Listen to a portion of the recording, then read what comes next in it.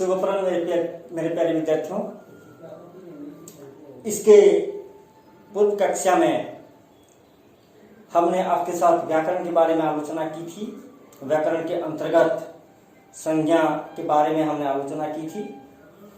उस कक्षा में संज्ञा की परिभाषा एवं संज्ञा के जो 5 भेद हैं, उन 5 भेदों के बारे में मैंने बताया था।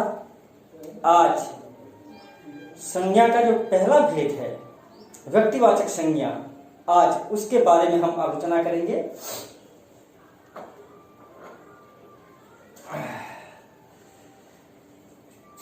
संज्ञा का पहला भेद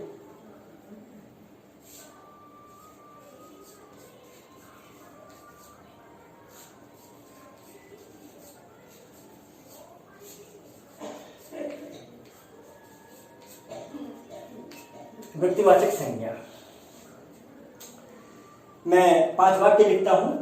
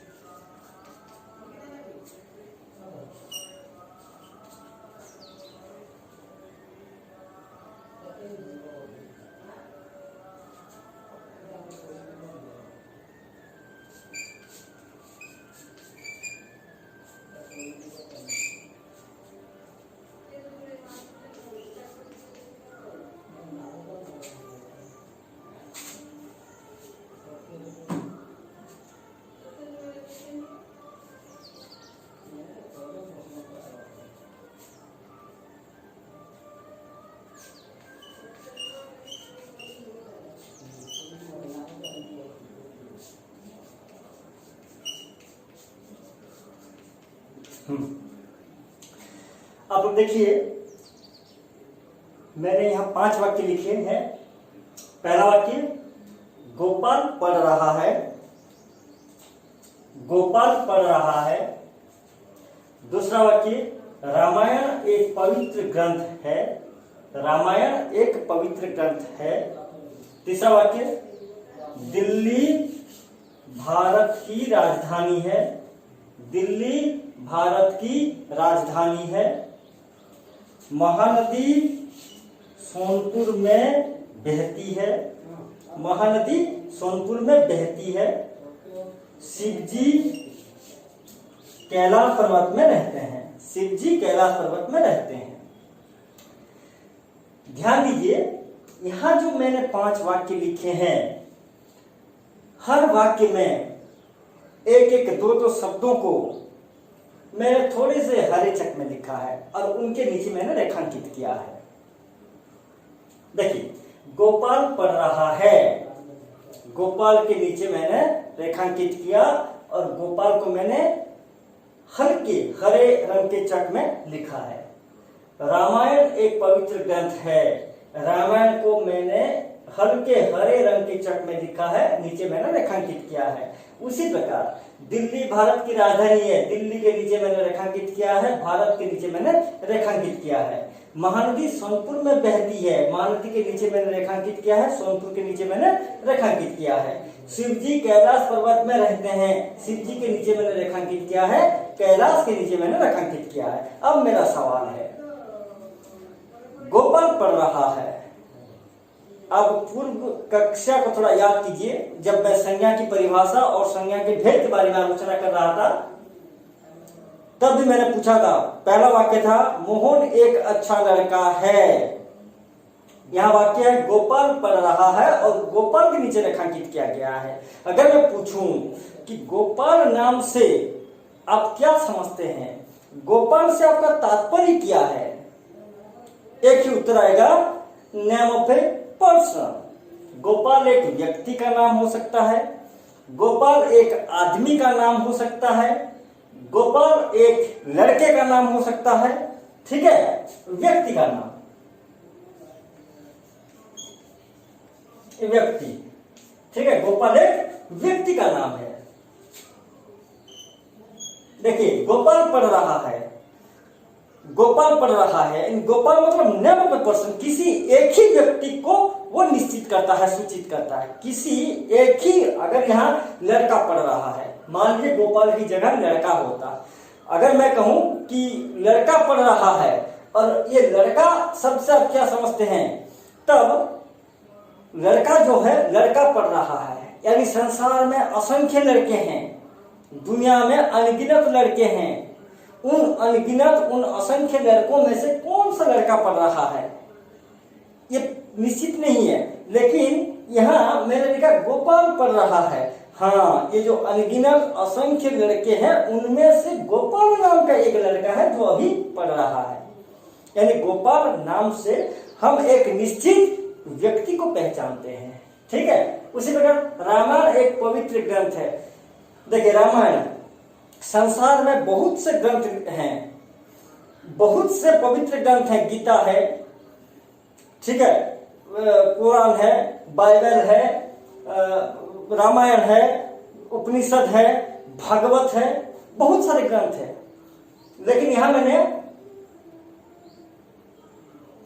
पूछा रामायण एक पवित्र ग्रंथ है, यानी अगर मैं सवाल पूछता हूं कि रामायण शब्द से आप क्या समझते हैं, रामायण एक ग्रंथ का नाम, ठीक है। अगर मैं यहाँ रामायण की जगह रामायण एक पवित्र ग्रंथ है, इस वाक्य के बदले अगर मैंने लिखा होता कि हमारे भारत में पौराणिक ग्रंथ बहुत हैं, हमारे भारत में पौराणिक ग्रंथ बहुत पढ़े जाते हैं, पौराणिक ग्रंथ बहुत पढ़े जाते हैं, अगर मैंने सिर्फ पौराणिक ग्रंथ के बारे में बात की होती तो वो सोचने की बात होती, अरे भाई पौराणिक ग्रंथ बहुत पढ़े जाते हैं, तो कौन सा पौराणिक ग्रंथ, ठीक है, वो फिक्स नहीं है। मैंने पौराणिक ग्रंथ का नाम लिया, मतलब उस पौराणिक ग्रंथ का नाम सुनते ही संसार के जितने भी पुराण संबंधित ग्रंथ होते हैं सब हमारे जहन में आ जाते हैं। लेकिन दूसरे वाक्य में क्या है, रामायण एक पवित्र ग्रंथ है, किसी एक पवित्र ग्रंथ के बारे में मैंने आलोचना की। अगर मैंने रामायण की बात की तो महाभारत, भागवत, उपनिषद, गीता, ये सब मेरे जहन में नहीं आएंगे, समझ रहे हैं। अगर मैंने रामायण ग्रंथ की बात की तो बाकी पौराणिक ग्रंथ मेरे दिमाग में नहीं आएंगे, क्योंकि मैंने सिर्फ एक ही पवित्र ग्रंथ की बात की है, वो है रामायण, ठीक है। रामायण एक पवित्र ग्रंथ है, यानी रामायण शब्द से हमारा तात्पर्य है कि यह एक पवित्र ग्रंथ का नाम है, ठीक है, ग्रंथ का नाम।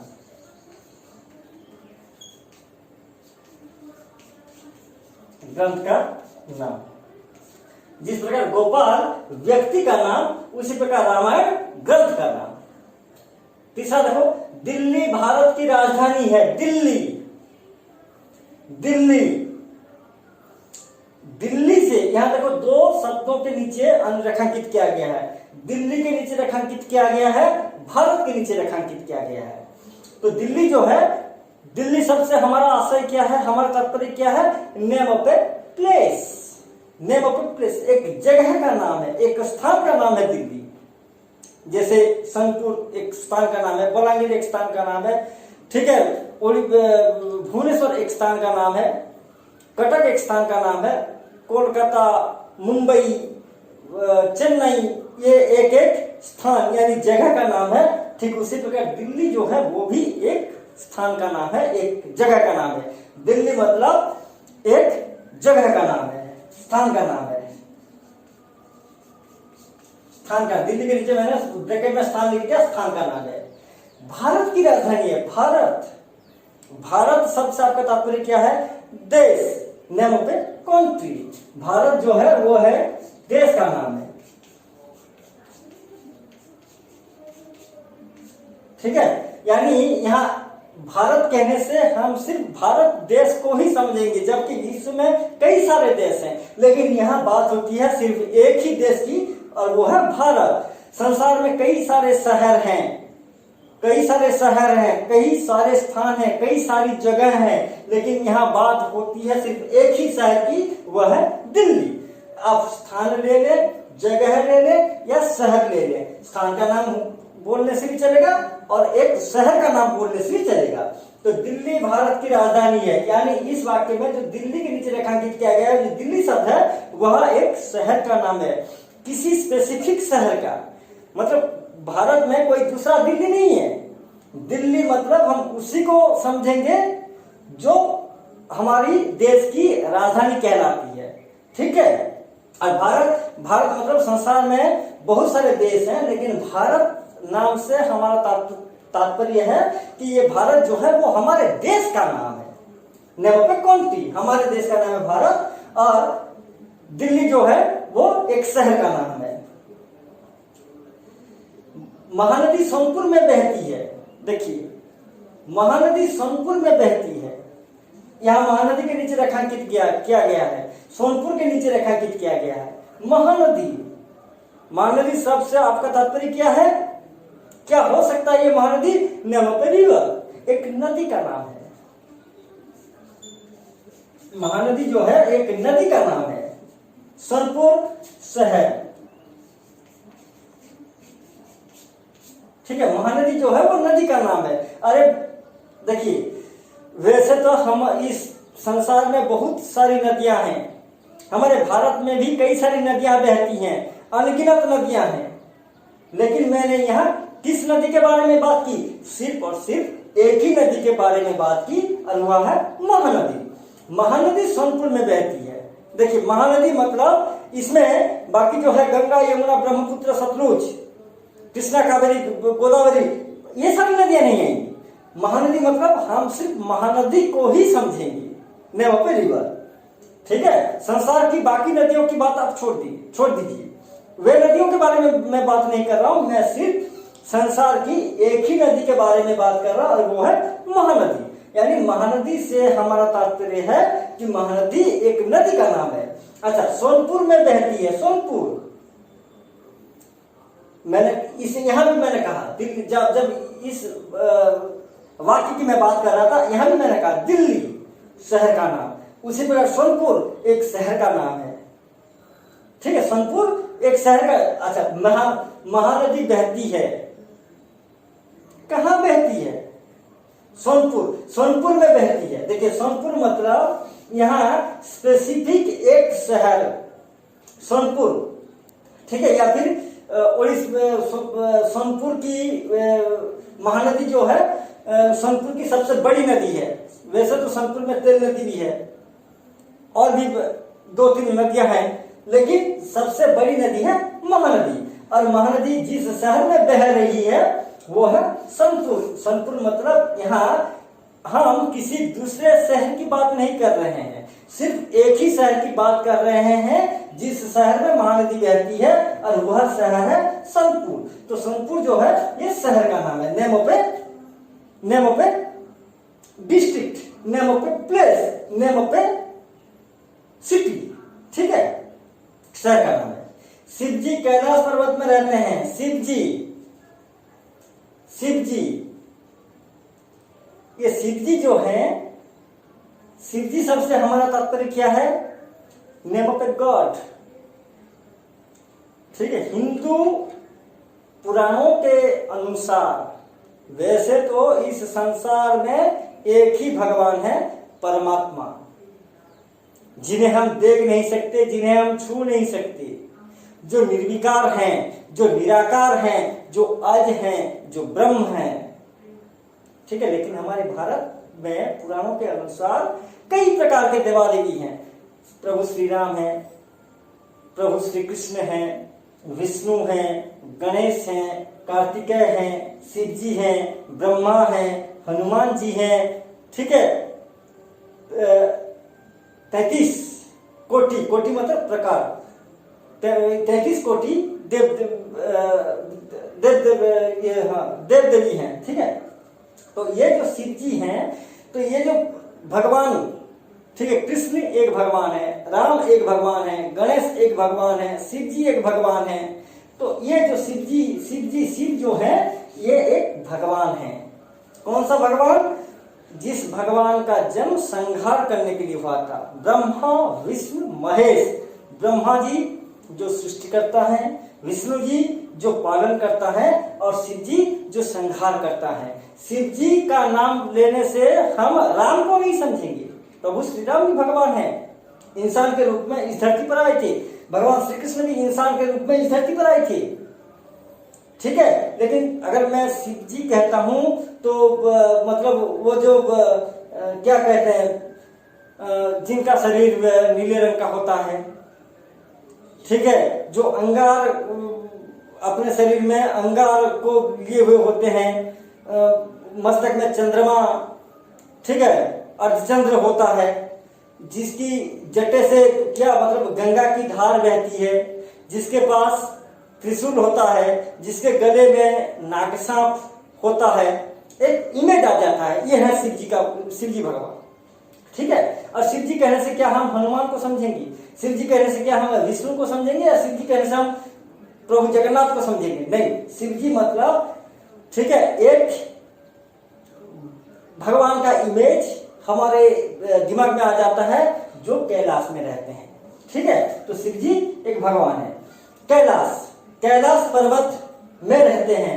पर्वत वैसे तो बहुत सारे पर्वत हैं, हिमालय पर्वत है, कैलाश है, कंचनजंगा है, देवमाली है, बहुत मतलब हमारे भारत में कई सारे पर्वत हैं। तो किस पर्वत के बारे में बात की गई है? यहाँ सिर्फ एक ही पर्वत के बारे में बात की गई है, वो है कैलाश पर्वत, ठीक है। Name of a mountain, Shiv ji मतलब name of a god. Bharat में पुराणों के मतानुसार जो 33 कोटि के देव देवी हैं, उनमें से एक भगवान है शिव जी, ठीक है, जिनकी पूजा की जाती है। शिवालय में रहते हैं, शिवालय में उनकी पूजा होती है। कैलाश पर्वत, पुराणों के अनुसार भगवान शिव जी का निवास कहाँ होता था? कैलाश पर्वत में, ठीक है। तो कैलाश जो है ये नेम ऑफ ए माउंटेन, जिस पर्वत में शिव जी रह रहे थे उस पर्वत का नाम है कैलाश। यानी कैलाश पर्वत कहने से हम हिमालयों को नहीं समझेंगे, कैलाश पर्वत कहने से हम कंचनजंगा को नहीं समझेंगे, कैलाश पर्वत कहने से संसार में बाकी जो पर्वत हैं उन्हें नहीं समझेंगे। कैलाश पर्वत मतलब हम सिर्फ एक ही पर्वत को समझेंगे, ठीक है, कैलाश। ये शिव जी जो है ये भगवान,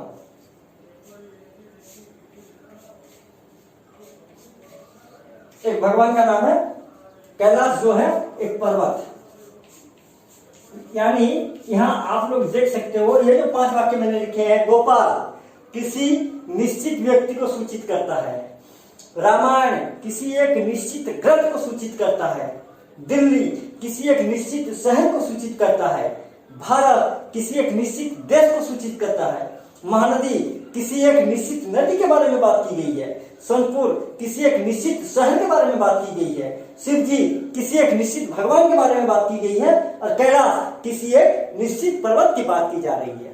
ठीक है, एक बार आप लोग देख लीजिए, फिर उसके बाद हम व्यक्तिवाचक संज्ञा की परिभाषा निकालेंगे।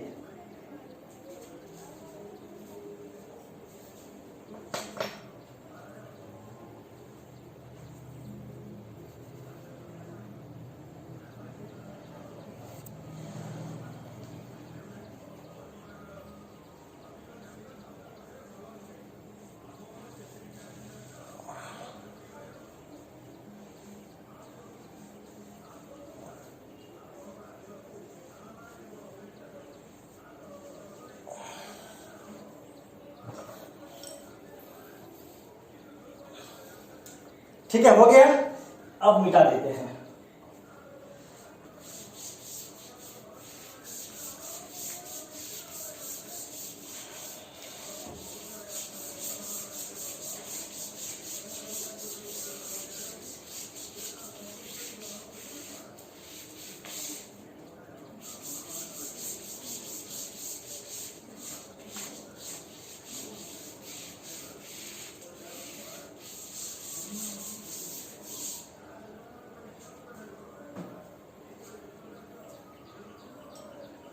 अब लिखिए व्यक्तिवाचक संज्ञा की परिभाषा।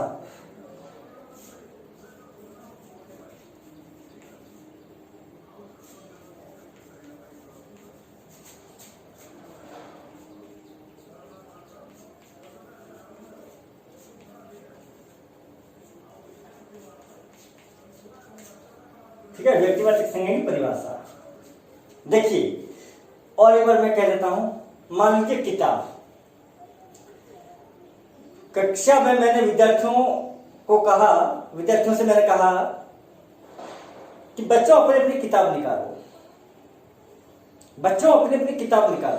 और आप लोग जानते हैं विद्यार्थियों के बैग में कई सारी किताबें होती हैं, गणित की किताब, विज्ञान की किताब, इतिहास की किताब, भूगोल की किताब, साहित्य की किताब, हिंदी की किताब, अंग्रेजी की किताब।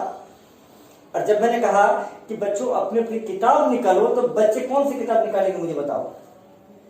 मैंने किताब का नाम सूचित किया वहां पे, बच्चे आज हम हिंदी पढ़ेंगे, हिंदी की किताब निकालो। मैंने ये नहीं कहा, मैंने कहा बच्चों आप अपनी अपनी किताब निकालो। ऐसी स्थिति में जब उनके बैग में कई सारी किताबें होती है, बच्चे असमंजस में पड़ जाते हैं कि भाई हम कौन सी किताबें निकालें, क्योंकि किताब कहने से संसार की सारी किताबें हमारी जहन में आ जाती है। अगर मैं कहूं कि भाई आप लोग अपनी अपनी हिंदी किताब निकालो, देखिए हिंदी किताब, नेम ऑफ ए बुक, आप लोग वसंत निकालो, नेम ऑफ ए बुक। अगर मैं हिंदी किताब निकालने के लिए बोल रहा हूं तो वे अंग्रेजी या भूगोल या गणित की किताब नहीं निकालेंगे, हिंदी की किताब ही निकालेंगे, हाँ कि नहीं। वहां देखिए किताब, नेम ऑफ ए हिंदी किताब, name of a book, Vasant, name of a book. दूसरा उदाहरण मैं देता हूं। मान लीजिए आपके घर के आंगन में एक सुंदर सा बाग है, बगीचा है, उसमें कई सारे रंग बिरंगे फूल खिले हैं। एक बच्चा आता है और उसमें से एक फूल तोड़ लेता है। माली उसे कहता है, ए बच्चा फूल मत तोड़, फूल मत तोड़। देखिए बगीचा है, कई सारे रंग बिरंगे फूल खिल रहे हैं, ठीक है, तरह तरह के फूल खिल रहे हैं। और एक फूल के तोड़ने के बाद माली उसे कहता है कि फूल मत तोड़, फूल मत तोड़। यहां देखिए फूल, ये जो फूल का नाम ले रहा है, ये जो फूल है, यानी फूल शब्द से हमारा तात्पर्य है कि संसार में जितने प्रकार के भी फूल हैं सब उसमें आ जाते हैं, सारे के सारे फूल उसमें आ जाते हैं। माली ने ये नहीं कहा अरे गेंदा फूल मत तोड़, गेंदे का फूल है उसे मत तोड़, और भी कई प्रकार के फूल हैं, ठीक है। उसने फूल का नाम नहीं बताया, उसने फूल का नाम नहीं बताया, फूल मत तोड़। यानी यहाँ जो फूल है, इस फूल शब्द से संसार के सारे फूल को हम समझते हैं। यानी फूल कहने से संसार के सारे फूल हमारे जहन में आ जाते हैं। लेकिन अगर किसी निश्चित फूल का नाम अगर लेंगे तो हम उसी एक ही निश्चित फूल को ही समझेंगे। गेंदा फूल, ठीक है, और फूल है मान लीजिए कमल का फूल, ठीक है। अगर फूल का हमने नाम ले लिया तो वो व्यक्तिवाचक हो जाता है, और अगर हमने अगर नाम नहीं लिया तो वो जातिवाचक हो जाता है। जैसे मैंने पूर्व कक्षा में मैंने उदाहरण दिया था, गाय घास चर रही है। मैंने कहा था कि गाय जो घास चर रही है वो किसकी गाय है? मेरी गाय है, आपकी गाय है, उनकी गाय है, या मेरे पड़ोस की गाय है? सबके पास गाय होती हैं, सबकी गाय है। तो उन सब गायों में से वो किसकी गाय है मेंशन नहीं है। लेकिन अगर मैं कहूं कि कामधेनु गाय घास चर रही है, कामधेनु गाय, कभी कभार हम पालतू जानवरों को भी नाम देते हैं। आप लोगों ने उड़िया में सुना होगा बौला गाय, बौला गाय का नाम है, कामधेनु गाय का नाम है। अगर किसी गाय हो, कुत्ता हो, बिल्ली हो, अगर हमने उसे नाम दे दिया और उसी नाम से अगर हमने उस जानवर को बुलाया तो वह है व्यक्तिवाचक संज्ञा। लेकिन अगर हमने नाम नहीं दिया तो वह है जातिवाचक संज्ञा, ठीक है। उसी प्रकार नदियां हैं, पहाड़ हैं, पुस्तक हैं, अगर उनका नाम निश्चित किया गया है तो वे व्यक्तिवाचक संज्ञा में आते हैं। अगर नाम निश्चित नहीं किया गया तो वे, हाँ, उड़ीसा में नदियां बहती हैं, उड़ीसा में नदियां बहती हैं, उड़ीसा में महानदी बहती है, उड़ीसा में तेल नदी बहती है, अंग नदी बहती है, ब्राह्मणी बहती है, वंशधारा बहती, मतलब बहुत सारी नदियां उड़ीसा में बहती हैं, ठीक है। लेकिन उड़ीसा की सबसे बड़ी नदी क्या कहते हैं, महानदी है। महानदी उड़ीसा की सबसे बड़ी नदी है। देखिए उड़ीसा में बहुत सारी नदियां बहती हैं। जब यहाँ नदी की बात आती है तो संसार की सारी नदियां हमारे जहन में आ जाते हैं। कौन सी नदी बहती है, नॉट फिक्स्ड, ठीक है। अगर हम कहते हैं कि उड़ीसा की सबसे बड़ी नदी महानदी है तो हम सिर्फ एक ही नदी, महानदी कहने से बंसधारा, ब्राह्मणी या सुवर्ण रेखा नदी हमारे जहन में नहीं आएंगी, सिर्फ महानदी ही आएगी, ठीक है। उसी प्रकार हम यहां लिख सकते हैं व्यक्तिवाचक संज्ञा की परिभाषा देखिए, जिस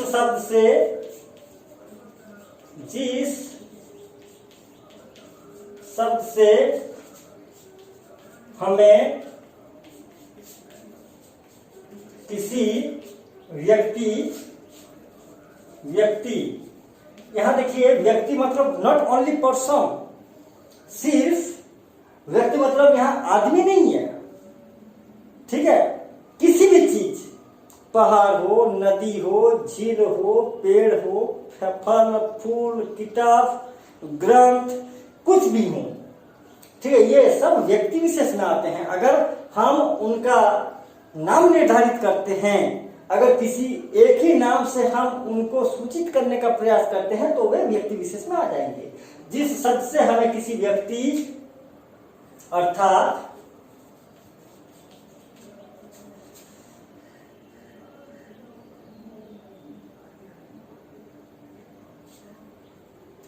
पेड़, फल, फूल, पशु, पक्षी, नदी, शहर, पर्वत, देश, ठीक है। जिस शब्द से हमें किसी व्यक्ति अर्थात पेड़, फल, फूल, पशु, पक्षी, नदी, शहर, पर्वत, देश, ग्रंथ आदि के नामों का बोध होता है, आदि के नामों का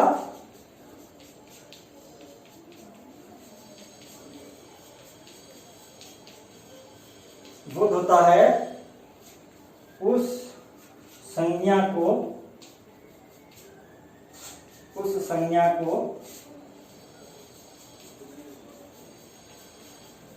व्याकरण की भाषा में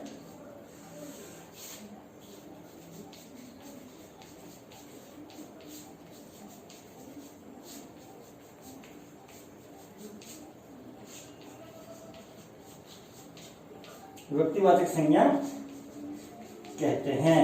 यानी जिस शब्द से हमें किसी व्यक्ति अर्थात किसी पेड़, किसी फल, किसी फूल, किसी नदी, किसी पशु, किसी पक्षी, किसी शहर, किसी पर्वत, किसी देश, किसी ग्रंथ, महीना भी हो सकता है, दिन भी हो सकता है, किसी एक निश्चित नाम का बोध होता है, उसे उस संज्ञा को व्याकरण की भाषा में व्यक्तिवाचक संज्ञा कहते हैं। यानी जिस शब्द से हमें किसी निश्चित व्यक्ति अर्थात निश्चित पेड़, निश्चित फल, निश्चित फूल, निश्चित पशु, निश्चित पक्षी, निश्चित नदी, निश्चित शहर, निश्चित पर्वत, निश्चित देश, निश्चित ग्रंथ आदि के नामों का बोध होता है। कोई निश्चित देश, किसी निश्चित देश का नाम हो, किसी निश्चित शहर का नाम हो, किसी निश्चित नदी का नाम हो, किसी निश्चित ग्रंथ का नाम हो, किसी निश्चित पशु का नाम हो, किसी निश्चित पक्षी का नाम हो,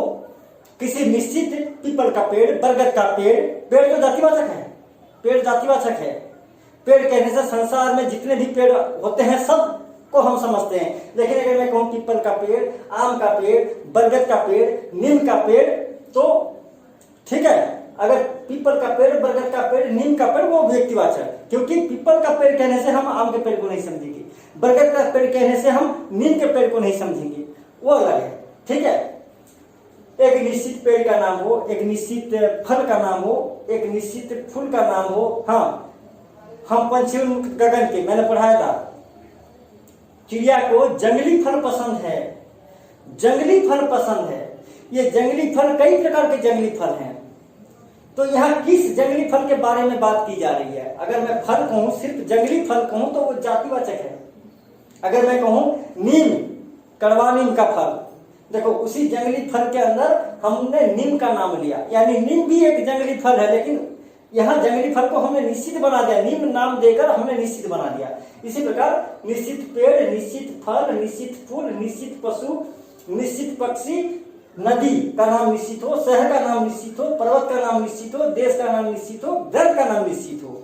अगर इन तमाम चीजों का नाम अगर निश्चित हो, ठीक है, किसी एक एक नाम को सूचित कर रहे हों, जिस शब्द से हमें किसी व्यक्ति अर्थात पेड़, फल, फूल, पशु, पक्षी, नदी, झील, शहर, पर्वत, देश, ग्रंथ आदि के नामों का बोध होता है, उस संज्ञा को व्याकरण की भाषा में व्यक्तिवाचक संज्ञा कहते हैं। ठीक है, यह है परिभाषा, एक बार आप देख लीजिए।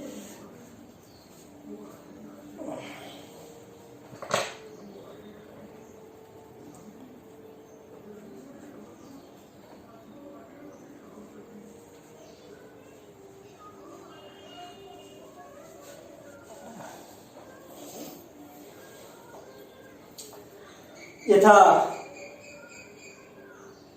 आज का विषय, व्यक्तिवाचक संज्ञा की परिभाषा। ठीक है, आप लोग घर में जो मैंने 5 उदाहरण दिए, उन उदाहरणों को समझने का प्रयास कीजिए। उदाहरणों को लेकर मैंने परिभाषा लिखी, परिभाषा को समझने का प्रयास कीजिए। ठीक है, इसके बाद हम कल जातिवाचक संज्ञा के बारे में पढ़ेंगे। जातिवाचक, जहां नाम निश्चित हो वहां व्यक्तिवाचक, और जहां नाम निश्चित ना हो, ठीक है, वहां जातिवाचक। जैसे पशु, पक्षी नाम निश्चित नहीं है, ठीक है, मनुष्य नाम निश्चित नहीं है, वहां जातिवाचक है। अगर नाम दे दिया गया, नाम निश्चित हो गया, तो वो हो गया व्यक्तिवाचक संज्ञा। तो ये थी व्यक्तिवाचक संज्ञा की परिभाषा। आप लोग घर में जाकर के परिभाषा को पढ़िए, उदाहरणों को समझने का प्रयास कीजिए। समझ में ना आए तो मुझे व्हाट्सएप करके अपनी शंकाएं आप लोग पूछ सकते हैं। ठीक है, कल आज का विषय यहाँ समाप्त होता है। कल हम पढ़ेंगे जातिवाचक संज्ञा, परिभाषा एवं उदाहरण। ठीक है।